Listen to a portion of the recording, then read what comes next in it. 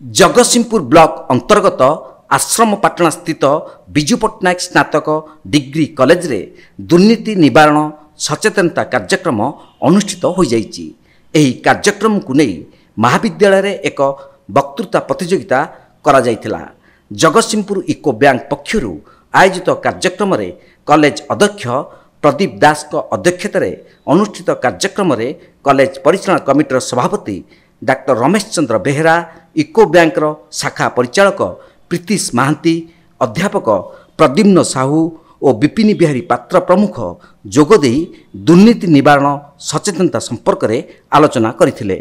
परे दुर्नीति निवारण को आयोजित वक्तृता प्रतियोगिता रे अंशग्रहण करथिबा कृति प्रतियोगी मानकु इको बैंक पक्षरु पुरस्कृत करा जायथिला।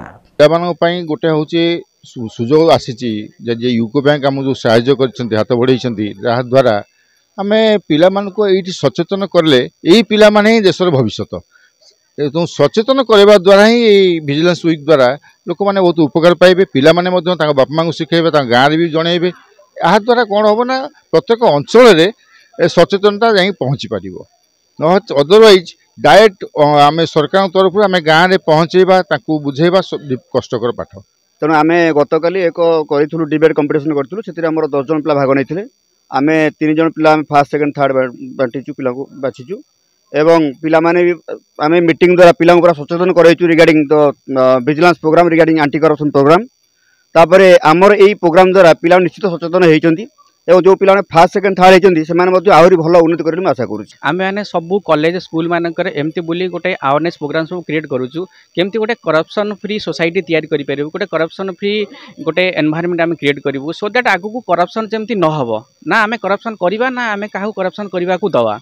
आम कॉलेज स्कूल मानकर एथिपाई अवेयरनेस प्रोग्राम करूँ कारण यही पिला माने आगु को पाठ पढ़ी जाकि बड़ बड़ चाकरी करेंगे सो दैट से माने एबेटू शिखिले से डिपार्टमेंट किसी करप्शन करेंगे ना क्या करने को देवे सो दैट आगु आम गोटे स्वच्छ करप्शन फ्री सोसाइटी आम गोटे तैयारी करि परिबा। छात्री हिसाब रे मु एतिकी मो ओडिसावासी को सचेतनता जनइबी कि मो भाई भूणी मैंने जो मैंने अच्छा जो मैंने सोशल मीडिया बेसी यूज कर द्वारा ही आम मैंने सचेतन हो पार।